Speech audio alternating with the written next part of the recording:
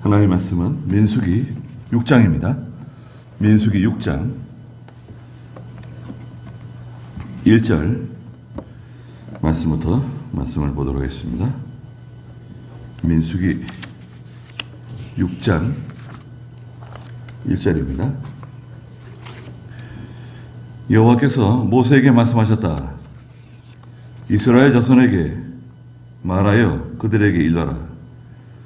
남자나 여자가 나실인의 특별한 소원을 하고 자신을 구별하여 여호와께 드린다면 포도주나 독주를 멀리하고 포도주의 식초나 독주의 식초를 마시지 말고 어떤 포도즙도 마시지 말며 생포도나 건포도도 먹지 마라.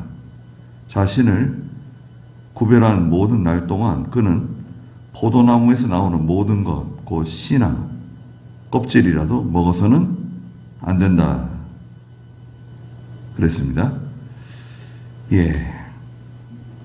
민수기 6장은 나실인에 관해서 말씀하셨습니다. 나실인. 가지고 계시는 대소지 있죠? 대소지 민수기 6장 보시면 나실인이죠? 첫째는 나실인의 성별 생활. 나실인은 어떻게 구별된 성별된 생활을 해야 하는가? 1절에서 8절이 있고요. 두 번째는 나실인이 더럽혀졌을 때에 행할 규례. 나실인이 구별된 생활하지 못하고 더럽혀졌을 때 어떻게 해야 되느냐? 9절에서 12절. 세 번째는 나실인의 기간이 끝나는 때의 규례. 나실인의 기간이 이제 서원한 기간이 끝나게 되면 어떻게 해야 되는가? 13절에서 21절. 네 번째는 여호와께서 제사장으로 이스라엘을 축복하게 함. 22절에서 27절입니다. 나실인. 나실인은 원래 뜻이 죄송한데 나지르라고 하는 말인데요. 나지르. 나실인은 구별된 사람이란 뜻이에요. 구별된 사람. 또 더해서 뛰어난 사람, 존귀한 사람, 그리고 좀 길게 풀었으면 하나님께 헌신하기로 서원한 사람이에요. 나실인으로 서원을 해요. 서원을 하면 최소 30일, 한 달이죠. 최소 한 달부터 1년일 수도 있고 3년일 수도 있고 서원을 해요. 나실인으로 서원합니다 하면 그때부터는 엄격히 구별된 생활을 이제 하기 시작합니다. 이쪽에 나오지만 대표적으로 술을 마시면 안 돼요. 이 포도로 만든 모든 음식은 먹지 않는 겁니다. 두 번째는 머리에 삭도를 대면 안 돼요. 머리를 자르면 안 돼요. 그 다음에 세 번째는 시체를 가까이 하면 안 됩니다. 그리고 전체적으로 모든 생활이 더러운 것으로부터 분리된 생활을 해야 돼요. 시체 같은 경우에는 심지어 부모가 세상을 떠나도 그 시체를 가까이 하지 못하겠어요. 나실인으로 서약을 할 경우에는 부모님이 세상을 떠나도 시체 근처에 가지 못하게 구별해 놨습니다. 나실인은 이 성경에 여러 사람이 있어요. 일평생 나실인으로 된 사람도 있습니다. 대표적으로 삼손. 삼손은 사사기 13장 5절에 보면 태어나기도 전에 나실인으로 정해졌어요. 태어나기도 전에. 사사기 13장 5절 한번 읽어주시겠어요? 보아라, 내가 임신하여 아들을 낳을 것이니 그 아이의 머리에 삭도를 내지 마라. 그 아이는 태에서부터 하나님께 바쳐진 나실인이기 때문이다. 그가 블레셋 사람의 손에서 이스라엘을 구원하기 시작할 것이다. 네. 이스라엘 땅 마노아라고 하는 사람의 이제 아들로 태어날 삼손이 있는데요. 그 삼손의 어머니에게 하나님의 천사가 태어날 아기에 대해서 말해줬죠. 아들을 낳을 것인데 아이의 머리에 삭도되지 말고 하나님께서 태어날 때부터 하나님께 바쳐진 나실인이다. 블레셋 사람의 손에서 이스라엘을 구원할 것이다. 알려줬습니다.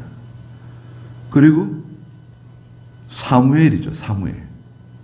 사무엘은 사무엘상 1장 28절에 사무엘 엄마 한나가 기도하면서 서원했어요. 예, 아이가 태어나면 하나님께 드리겠습니다. 나신으로 드리겠습니다. 서원을 해버렸어요. 사무엘도 태어날 때부터 나신인입니다. 사무엘상 1장 28절 한번 읽어주시겠어요? 그러므로 저도 이 아이를 여호와께 드리니 이 아이가 평생 동안 여호와께 드려진 자가 될 것입니다 하므로 그 아이가 그곳에서 여호와께 경배했다. 네. 사무엘 일평생 나신인으로 지냈습니다. 나신인으로 지내도요, 결혼할 수 있어요. 결혼 생활하고 가정 생활하는 거예요. 그건 문제 없습니다. 그 다음에 좀 독특한데요. 레갑 자손이 있어요. 레갑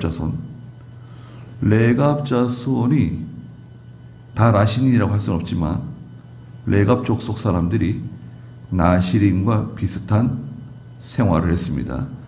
예레미야 35장 그 6절에 보시면 레갑 족속들이 아주 그 경건한 생활을 했어요.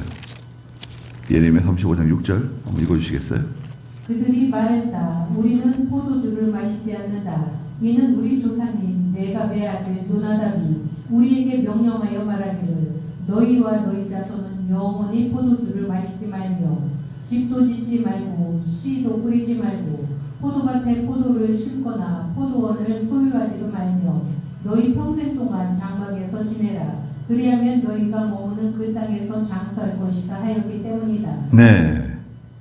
레갑 족속들은 자기 조상 레갑의 아들 요나답이 가르쳐준 규례가 있어요.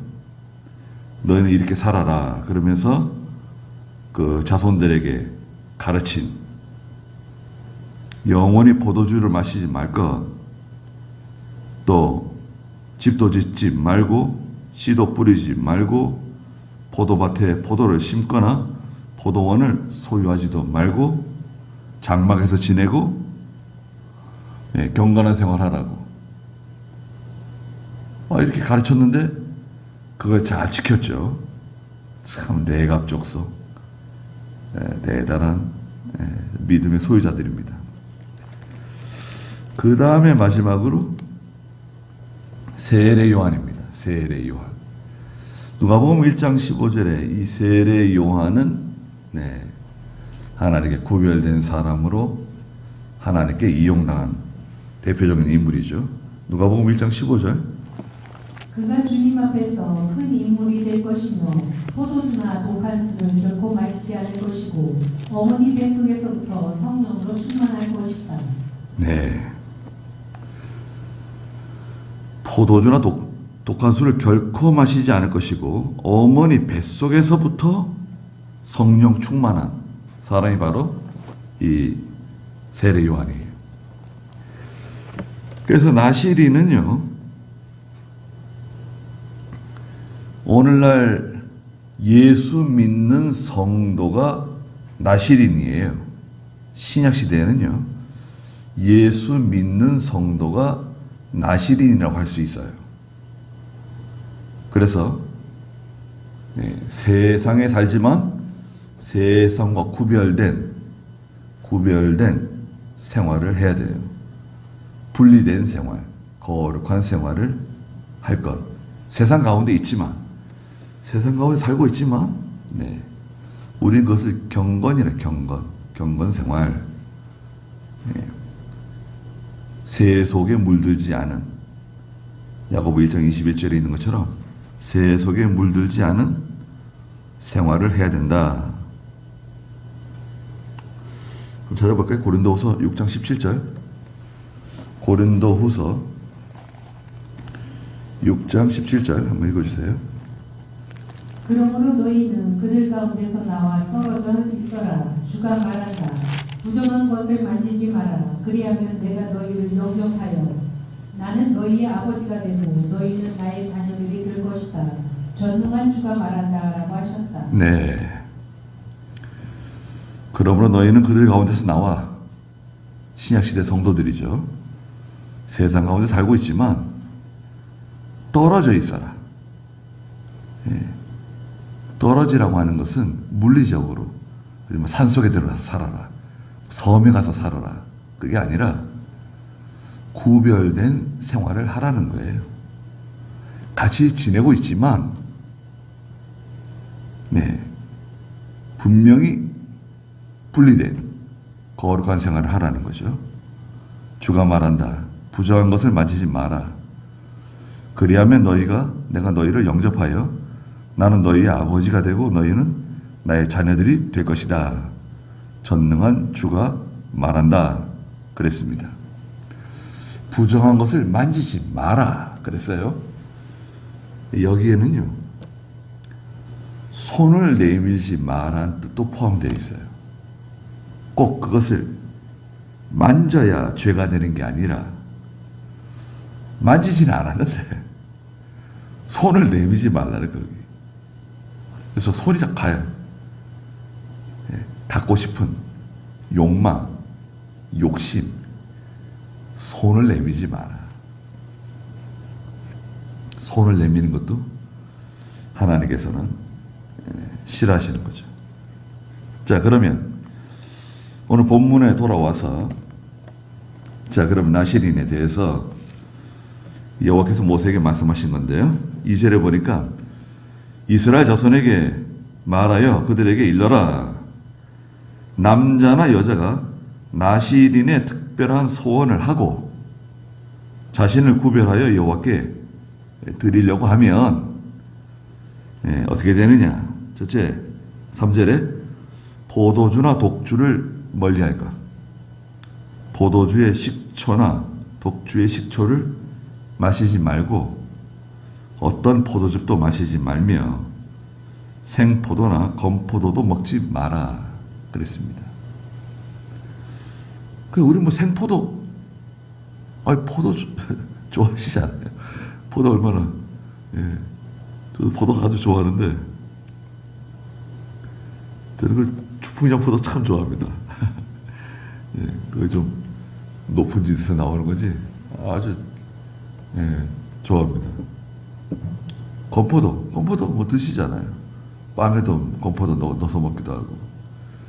그러나 이제 알코올 성분이 있는 포도주, 술을 마시지 말라는 거죠.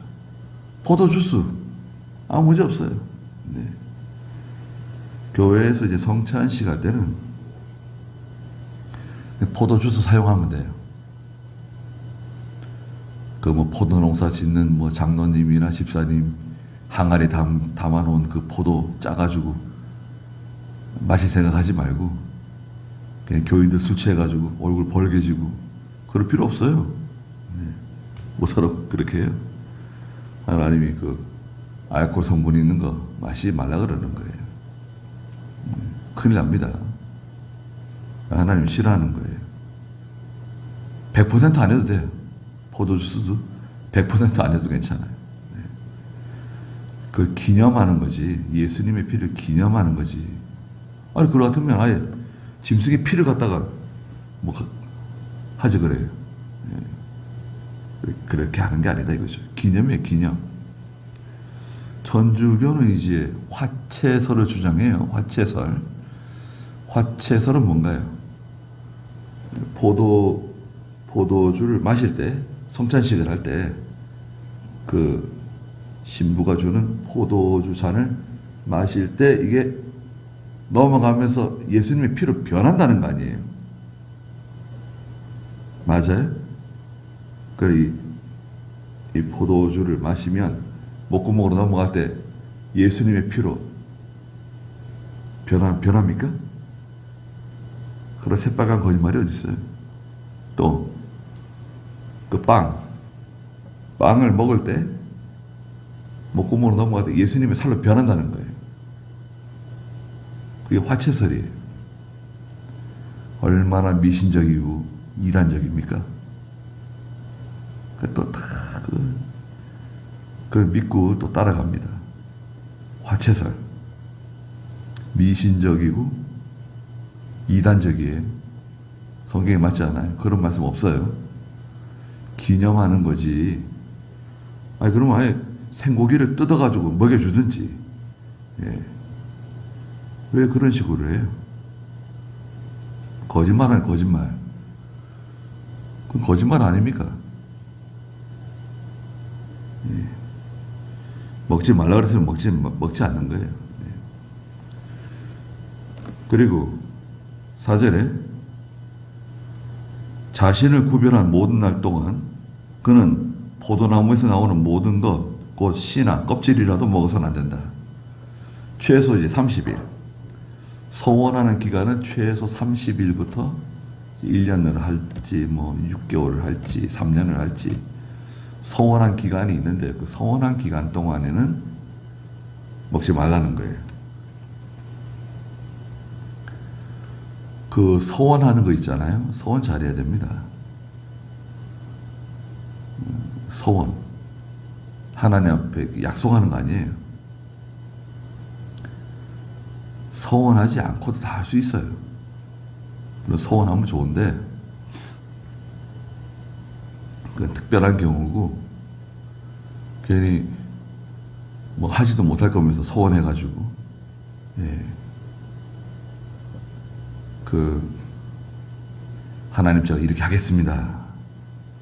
약속은 해놓고 아까운 마음이 들어오고 또 욕심이 들어와가지고 제대로 순종도 못하고 그런 분들이 많습니다. 굳이 그럴 필요 없어요.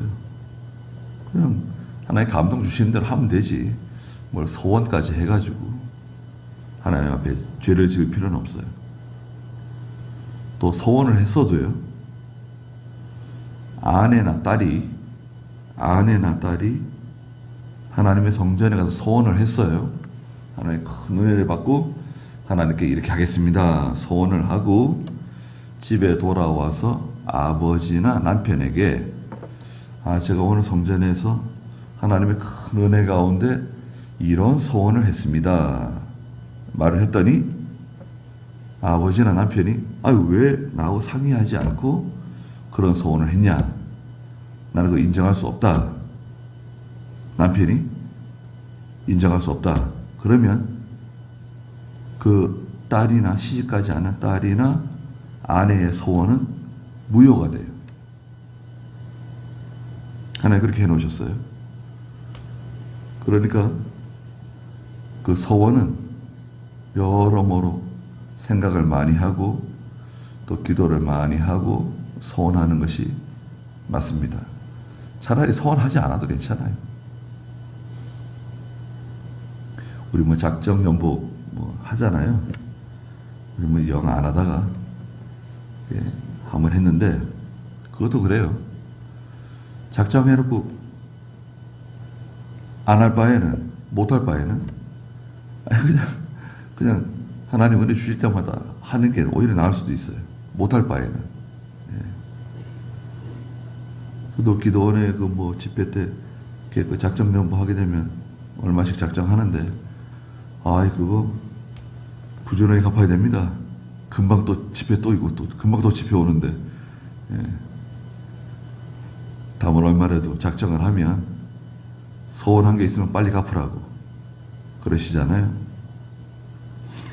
자, 두 번째, 서운하게 되면 나시린의 규례. 두 번째는 5절에 자신을 구별하기로 서운한 모든 날 동안에는 그의 머리에 삭도를 내지 말고 여호와께 자신을 구별한 날이 끝날 때까지 그가 거룩함으로 그의 머리카락이 길게 자라나도록 두어야 한다.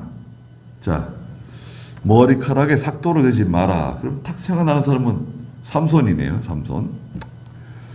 삼손은 나신으로 이제 서원을 했기 때문에 평생 나시린이기 때문에 삭도 되지 말라는 거죠. 예. 그리고 삼손 같은 경우에 특별히 그 머리카락을 통해서 하나님이 힘을 주셨어요.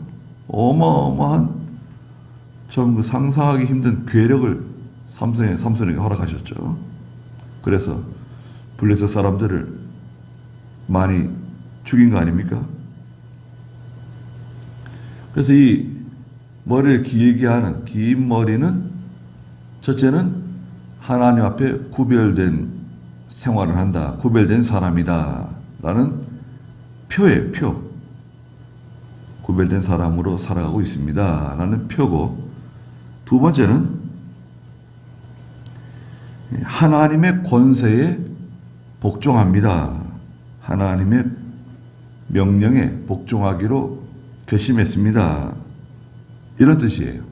왜냐하면 고린도전서 11장 10절에 있는 것처럼 여자에게 있어 긴 머리는 복종이에요. 어디에 속했다는 뜻을 가지고 있어요. 거기 한번 읽어볼까요? 고린도전서 12장 10절.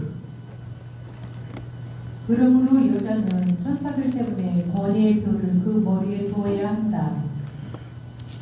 네. 그러나 주님 안에서는 남자 없이 여자가 있을 수 없고 또한 여자 없이 남자가 있을 수 없다. 여자는 천사들 때문에 권위의 표를 그 머리에 두어야 한다. 권위의 표라고 하는 것은 그 권위에 복종합니다. 그 권세 아래 속해 있습니다. 이런 뜻이에요. 그 11장 6절에도 말씀하셨고요. 네. 그래서 이 긴 머리는 누구에게 속해 있다는 뜻이에요. 그러나 오늘날에는 그 믿는 남자 성도가 긴 머리 하는 거 정당하지 않아요. 긴 머리 하면 안 됩니다. 네. 긴 머리를 하거나 또 너무 튀는 색깔로 염색을 하거나 그런 거 정당하지 않습니다. 단정해야 돼요. 남자든 여자든 단정해야 됩니다. 그리고 특히 문신하면 안 돼요. 몸에다가 뭘 새기지 말라 그랬어요. 문신하지 마세요. 예전에는 그 목욕탕, 이제 목욕탕이죠. 사우나가 아니라 목욕탕에 문신한 사람 못 들어오게 했어요. 기억나세요? 네.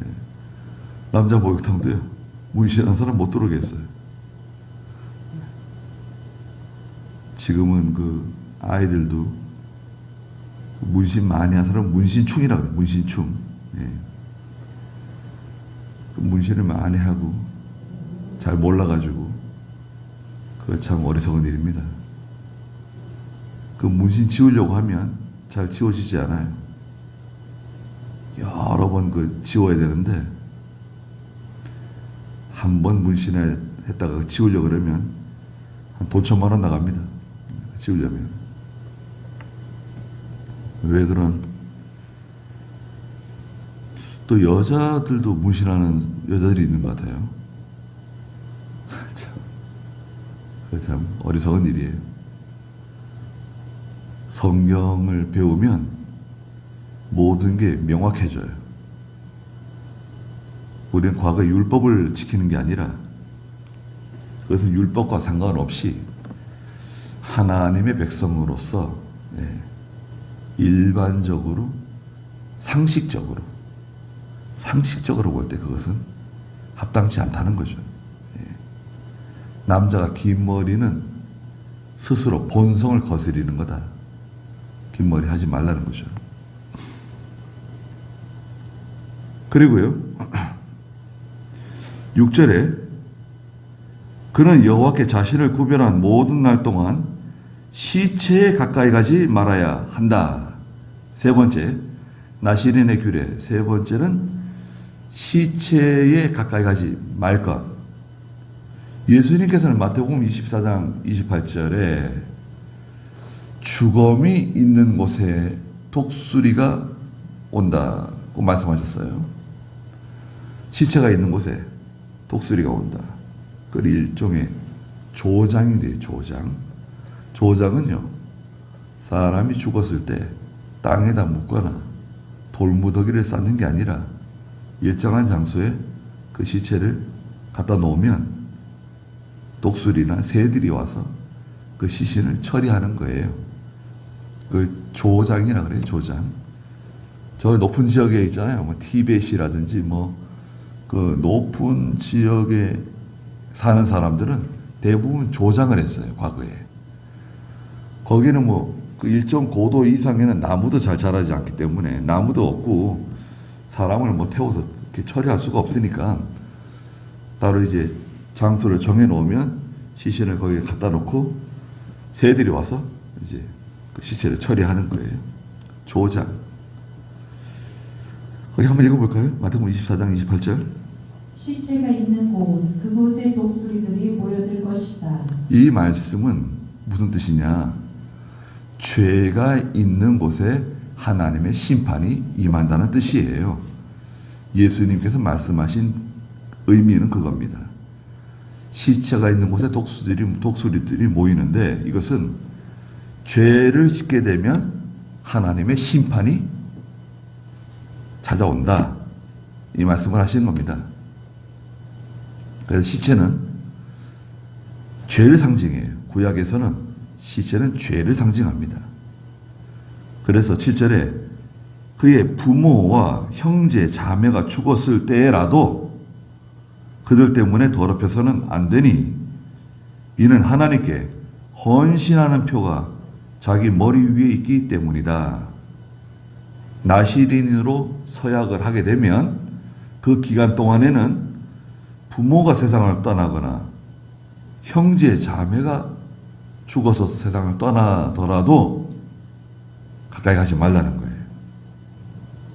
8절에 그가 자신을 구별한 모든 날 동안 여호와께 거룩하다 그랬습니다. 그래서 오늘 신약시대 성도들은 일평생 거룩하게 살아야 돼요. 시체를 만지지 마라. 그거는 상관없어요. 우리가 염할 때 시신을 만질 수도 있죠. 괜찮아요. 또 과거에는 목사님들이 염도 많이 하셨어요.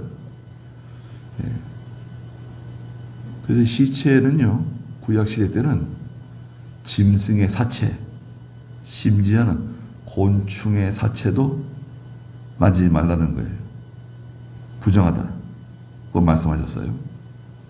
왜냐하면 시체는 뭘 상징한다고요? 죄를 상징하니까 가까이 하지 말라는 거예요.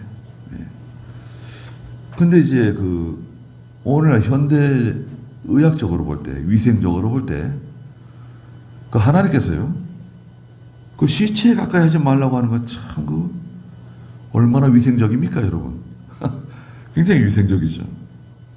그리고 이스라엘 백성들은 반드시 밖에 나갔다 들어오게 되면 손과 발을 씻어야 돼요.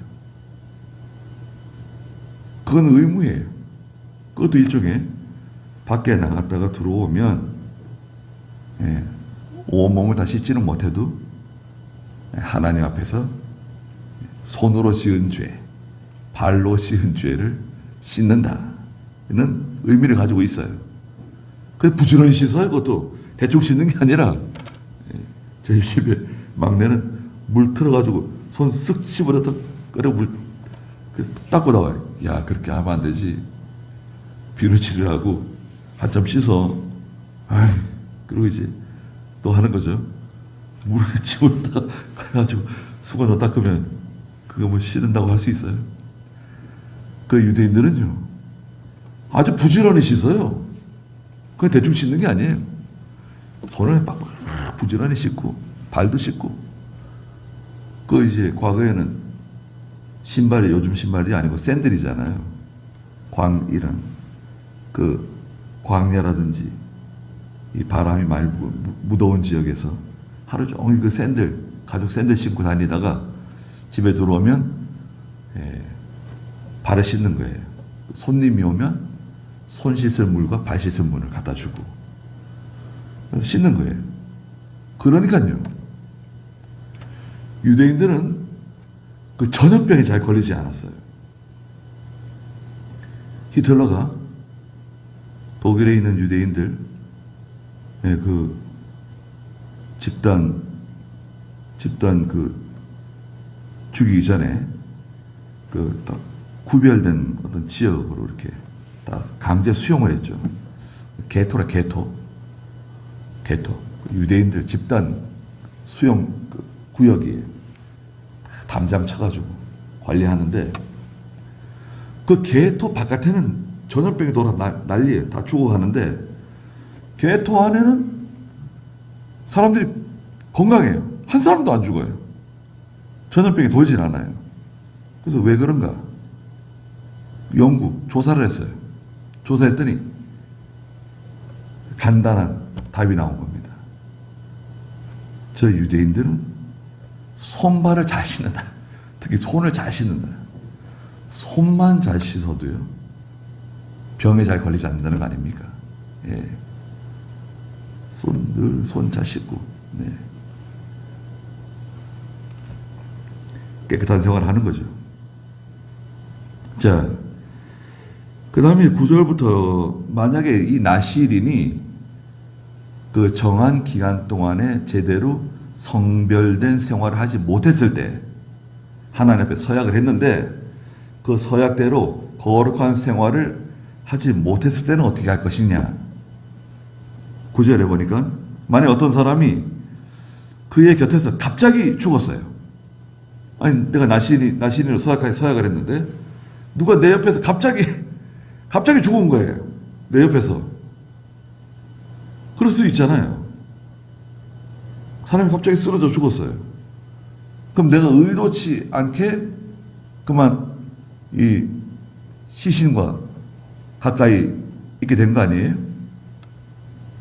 갑자기 죽어가지고 자신을 구별한 자의 머리를 더럽혔으면 그가 자신이 정결해지는 날에 자기 머리를 밀되 곧 제7일에 밀고 제8일에 산비둘기 2마리나 혹 새끼 비둘기 2마리를 회막 입구에 제사장에게 가져가야 한다. 깎은 머리하고요, 자기 머리털을 밀고 자기 깎은 머리와 함께 산비둘기 2마리나 혹은 새끼 비둘기, 집비둘기 2마리를 가지고 가서 11절에 제사장은 한 마리는 속죄 제물로 다른 한 마리를 번제물로 바쳐서 그가 시체 때문에 죄 지은 것을 속죄하고 그날에 그의 머리를 거룩하게 해야 한다. 그는 여호와께 헌신하여 자신을 구별할 날을 다시 정하고, 다시 날을 정해요. 그때부터 다시 정하고 1년 된 순양을 가져와서 속건 제물로 드려야 하며 이전 날들은 무효. 이전 날들은 다 무효예요. 100일 동안 나시린으로 지나겠습니다 했는데 99일째 그만 무슨 사건이 벌어졌다. 그러면 99일 동안 무효. 다시 정해가지고 다시 시작해야 된다. 그래야 하고 이전 날들은 무효. 이는 자신을 구별한 그의 헌신이 더럽혀졌기 때문이다. 그랬습니다. 그래서 오늘 예수 믿는 성도들이 예수 믿고 단순히 예배당에 출입하고 예배 드리는 것뿐만 아니라 우리의 일상생활이 구별된 거룩한 성별된 생활을 해야 한다. 것을 우리가 염두에 두고, 이것은 뭐 도덕, 윤리를 말하는 게 아닙니다. 도덕과 윤리는 이 세상 사람들이 사용하는 단어고, 우리는 이제 하나님 앞에서 죄를 피하는 거예요. 죄를 피하는 거. 그곳에 가면 죄 지을 확률이 높아요. 그러면 가지 않는 것으로 하고, 그 사람들 만나면 또 죄 지을 확률이 높아요. 그럼 그 사람들 특별한 일이 아니면 안 만나기로 하고, 또 분노라든지 시기, 질투, 원망, 불평, 또 음란한 마음, 또 두려워하는 마음이죠. 두려워하는 마음도 하나님이 싫어하세요. 뭘 이렇게 두려워해요. 산에, 주풍령에 이제 산에 있잖아요. 밤에 이렇게 다 앉아 있는데 무거운 발소리가 들려요. 무거운 발소리. 척. 그 무거운 발소리는요, 멀리서 움직이는데도 얼마나 잘 들리는지 모릅니다. 산에 들어가면 갑자기 이 오감이 살아나요. 특히 이 청각, 듣는 거, 후각, 냄새 맡는 거 있잖아요. 그런 것들이 굉장히 예민해집니다. 그러니까 저 멀리서 움직이는 소리도 잘 들려요. 그러면 살살 나가는 겁니다. 후레쉬를 가지고, 고성능 후레쉬를 가지고 살살 나가가지고 그 소리 나는 데를 탁 비춰요. 그러면 벌써 움직이던 물체가 탁 섭니다. 가만히 있어요.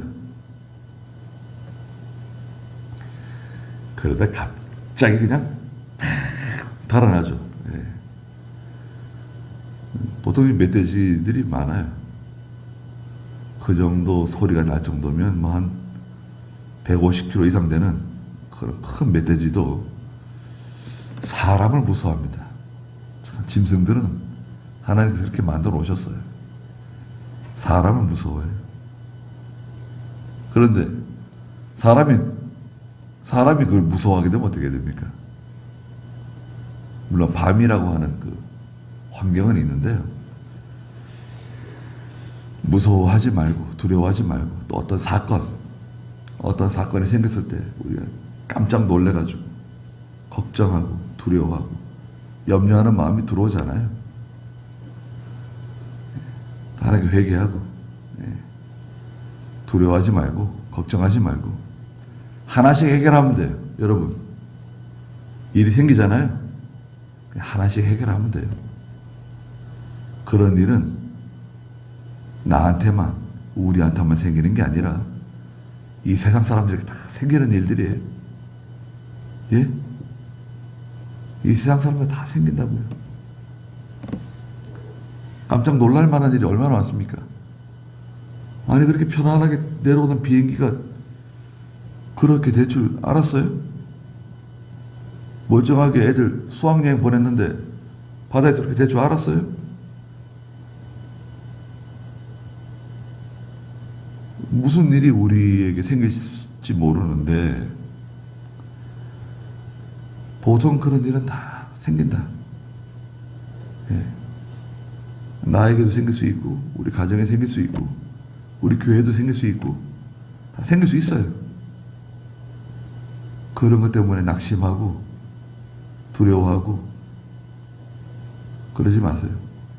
원망하고, 원망하려면 끝이 없어요. 누굴 원망해요? 그러더니 결국 이제 하나님 원망합니다. 또 이제 하나님 때문에 이렇게 됐다 그래가지고 하나님 지켜주셨으면 괜찮았을 텐데, 마르다처럼 예수님 여기 계셨으면 우리 오라버니가 죽지 않았을 텐데, 그 은근히 예수님을 왜 예수님을 왜 원망해요? 아니, 병들어 누웠다 그러면 빨리 오실 것이지 뭐 이렇게 나를 지체하고 이렇게 오시냐고 그럴 수도 있잖아요. 두려워하는 것도 하나님 앞에 회개해야 됩니다. 13절에 이것이 나실인의 법이다. 자신을 구별한 날이 끝날 때, 자 이제 그 서원한 기간이 끝날 때가 오잖아요. 그를 회막 입구에 데려가야 하며, 성막이라고도 하고 회막이라고도 하는 그 광야 교회 그 성막 입구로 데려가서 14절에 그가 여호와께 자기의 예물을 바치되 1년 된 흠없는 순양 한 마리를 번제물로 하나님께 드리고, 또 1년 된 흠없는 어린 암양 한 마리를 속죄 제물로, 흠없는 순양 한 마리를 화목 제물로 바쳐야 한다 그랬습니다. 순양 한 마리는 번제예요. 번제는 전체를 다 불사른다는 뜻이 있어요. 이스라엘의 제사는 5가지죠. 자, 5가지. 첫째가 뭐죠? 속죄제. 그 다음에 두 번째는 속건죄. 세 번째는 번제고, 네 번째는 화목제. 그리고 이 4가지를 통틀어서 화제라 그래요. 화제. 불로 태운다. 화제. 마지막 5번째는 소제예요. 소제는 곡식 제사예요. 곡식을 곱게 갈아가지고, 아주 곱게 갈아서 하나님께 드리는 거예요. 밀이나 이렇게 갈아서 드리는 거예요. 이것은 자기부정이에요. 자기부정. 맷돌에다 갈잖아요. 콩을 간다고 생각해 보세요, 여러분. 우리 콩 시골에서 여름에 콩국수 콩 갈잖아요. 콩을 갈아보세요. 다 깨어지고 부서지잖아요. 하나님 앞에 자기를 부정하는 거예요. 자기 부정. 소제는 하나님께 자기를 부정하는 제사예요. 속죄제, 속건제, 다 이 죄에 관련된 거예요. 화목제, 하나님과 화목하는 제사. 번제는 전체를 다 드립니다. 이런 뜻을 가지고 있다고 그랬죠. 자, 순양 한 마리는 번제 제물로 드리고요. 1년 된 흠없는 어린 암양 한 마리는 속죄 제물로 드리고, 그 다음에 흠없는 순양 한 마리를 하나님과 화목하는 화목 제물로 드린다. 여기 중요해요. 하나를 빠지면 안 돼요. 그렇게 이제 이 나실인의 기간이 제대로 말하자면 졸업을 하는 거예요. 끝이 나는 거예요. 그 다음에 고운 밀가루도 있는데요. 15절에 소제죠. 고운 밀가루로 만든 누룩 없는 빵 한 광주리, 기름을 섞은 과자와 기름을 발라 누룩 없이 만든 전병, 곡식 제물과 부어드리는 제물을 또 드려야 한다 그렇습니다. 그래서 16절에 제사장은 그것들을 여호와 앞에 가져다가 그의 속죄 제물과 번제물로 드리고, 순양을 누룩 없는 빵 한 광주리와 함께 화목 제물로 여호와께 드리고, 또 곡식 제물과 부어드리는 제물을 드려라. 나실인은 회막 입구에서 자신의 구별된 머리를 밀어라. 회막 입구에서 그 머리 있잖아요. 그동안 깎지 않은 머리 그걸 밀고 구별된 머리에 머리카락을 취하여 화목 제물 밑에 있는 불 위에 두어야 한다. 화목 제물과 함께 불로 태우는 거예요. 자신의 영광, 또 자기에게 있는 모든 죄 다 하나님께 태워드리는 거예요. 자기 부정이에요. 자기 부정. 다 이 자기 부정에 속합니다. 하나님 앞에 자기를 부정하는 거예요. 그럼 신약시대 성도는 자기 부정 어떻게 해요? 무슨 방법으로 자기 부정을 하는가요? 지금은 의식이나 제도로 하나님 앞에서 하나님을 섬기는 게 아닙니다. 그럼 어떻게 되냐? 믿음으로 가요. 믿음으로 하는 거예요. 자기 속사람. 자기 신앙 양심으로 하나님께 회개하고 드러나진 않죠. 하나님께 회개하고 뭐 진정성이 있다 없다. 그 사람이 판단하기에는 좀 그래요. 네. 진정성이 없는 것 같아. 물론 그렇게 보일 수도 있죠. 그건 알 수 없어요. 네. 진심으로 하나님께 회개하고 죄를 끊고 돌아서면 돼요. 근데 그거 참 쉽지 않습니다. 죄의 그 속성 4가지 있잖아요. 또 해보시죠. 죄의 속성. 보통 죄의 속성이 2가지인데요. 제가 뒤에 2가지를 더한 겁니다. 원래 죄의 속성은 첫째 뭔가요? 부패. 적은 누룩이 온 덩어리를 썩게 한다. 부패. 죄가 들어오면 썩게 만들어요. 그 다음에 죄는 빨리 퍼져요. 오염시켜요. 죄는 번져나가는 속도가 빠르다. 그 다음에 3번째는 뭐죠? 죄는 관성이 작용한다. 죄의 관성. 죄를 이렇게 죄를 짓다가 예수 믿었다 그래가지고 단박에 죄를 다 끊는다. 물론 그럴 수도 있어요. 그런데 그런 분들 대부분이 또 3개월, 6개월, 1년 지나면 2년 지나면 스물스물 또 이제 그 전에 짓던 죄를 또 짓는 거예요. 예전에는 그 사경회 하면 그 교회에서 간증해도 간증하는 거 보셨어요? 저 어떤 교회 어렸을 때 가보니까 그 이웃 동네에 사경회를 하는데 그 아시는 목사님이 온다는 거예요. 그래서 저희 식구들이 다 저녁에 그 사경회를 참석하러 가는데 저도 따라가는 겁니다. 비 오는 날도 낮에 예배 드리러 가고 조그마한 게 꽉 찼어요. 그 목사님도 낯이었는데 네. 아주 말씀 잘 가르치시는 것 같아요. 근데 저 하나도 못 알아듣겠더라고요. 초등학교 4, 5학년 때 간 것 같은데. 근데 마지막 날 그 간증해요. 간증하실 분 나와서 간증하라고 이제. 그럼 이제 나와서 간증하는데 그 교회에서 있었던 일은 아니고 어떤 시골 교회에서 할머니가 그 담뱃대 들고 나와가지고 이번에는 큰 은혜를 받았습니다. 그러고 이제 할머니가 성도들 앞에 담뱃대를 딱 부러뜨리는 거예요. 그 교인들이 박수 쳐주죠. 잘했다고. 담뱃대 부러뜨렸어요. 근데 그 할머니가 좀 지나면 담배를 또 핍니다. 예. 담뱃대 새로 사가지고 장난 하나 사가지고 담배를 또 피워요. 또 사경이 하잖아요. 또 사경이 때 은혜 받죠. 그럼 그 할머니 또 나오시죠. 담배대 들고 또 부러뜨려요. 또 부러뜨리는구나. 교인들은 다 알아요. 그 교인들은 다 압니다. 또 시작했다. 또 부러뜨려요. 다시는 이제 담배 끊는다고 부러뜨려요. 웬걸? 또 담배 또 피워요. 그리고 사경에 또 하면 또 부러뜨려요. 그러니까 이게 간증 안 하는 게 좋고 죄가 그렇게 잘 끊어지지가 않아요. 죄가 관성이 작용해요. 쭉 이렇게 한참 가는 거예요. 네, 그것이 이제 짧게 끝나면 좋은데 죽을 때까지 못 끊을 수도 있어요. 못된 버릇을. 그 못된 버릇을 예수 믿고 죽을 때까지도 끊지 못하고 보통 살아간다고 봐야 돼요. 다들.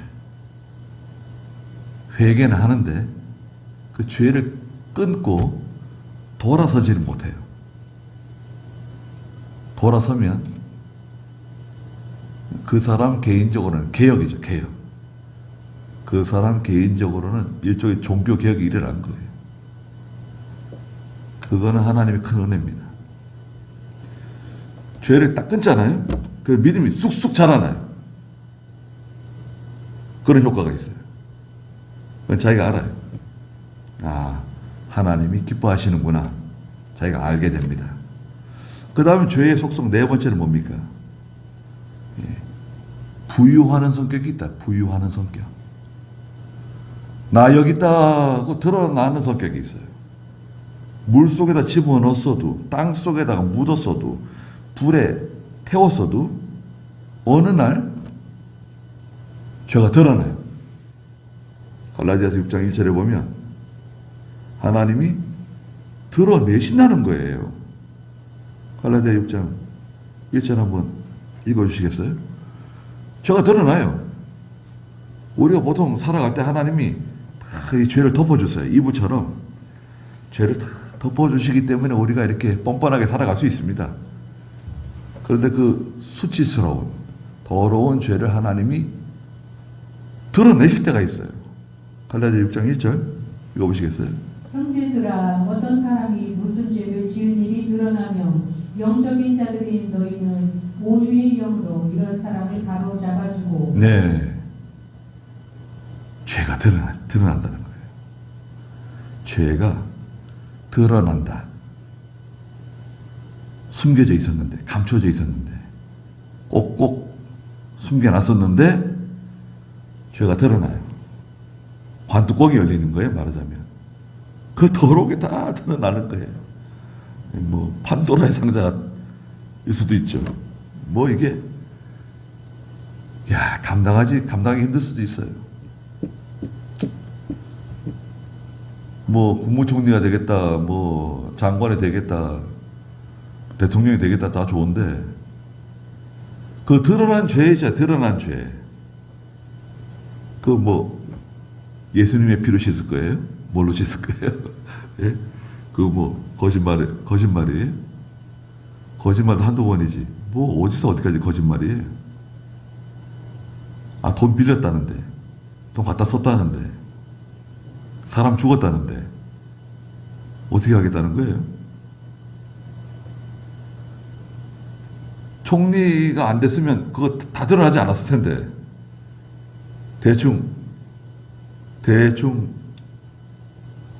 그거 사실 무근이다, 거짓말이다 그러고 넘어갔을 텐데 이제 총리가 되려니까 검증을 해. 검증. 그게요, 수많은 사람들이 제보를 합니다. 내가 어렸을 때부터 나 그 사람한테 학교 다닐 때 되게 맞았어요. 돈 뺏겼어요. 저 사람 때문에 제가 중학교 때 빵 셔틀 했어요. 그거 다 드러납니다. 네. 제보가 막 엄청나게 들어오는 거예요. 그 중에 일부예요. 그 중에 일부. 그러니까요. 자, 여러분, 우리는 하나님이 다 알고 계시잖아요. 우리 어떤 사람들인지.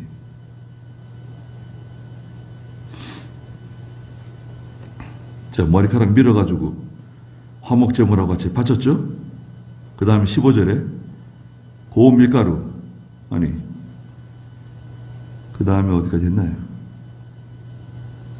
19절에 그 나시린이 자신의 구별된 머리를 민 후에 제사장은 삶은 순양의 어깨, 광주리에 있는 누룩 없는 빵 하나와 누룩 없이 만든 전병 하나를 가져다가 나시린의 손에 두고 그것들을 흔들어서, 흔드는 제사를 요제라고 해요. 요제.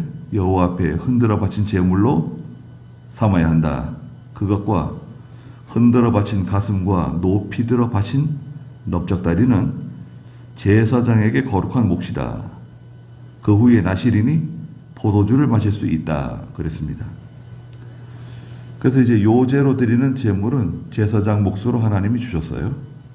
21절에 이것은, 자, 모두 이제 앞에서 말한 것들은 서원한 나시린이 지켜야 할 법이니 자기 몸을 거룩하게 구별함으로, 구별된 생활이죠.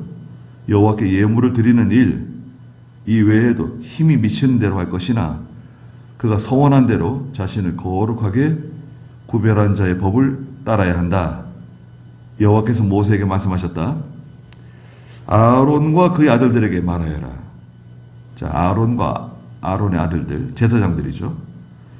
너희는 이스라엘 자손에게 이렇게 축복하여라.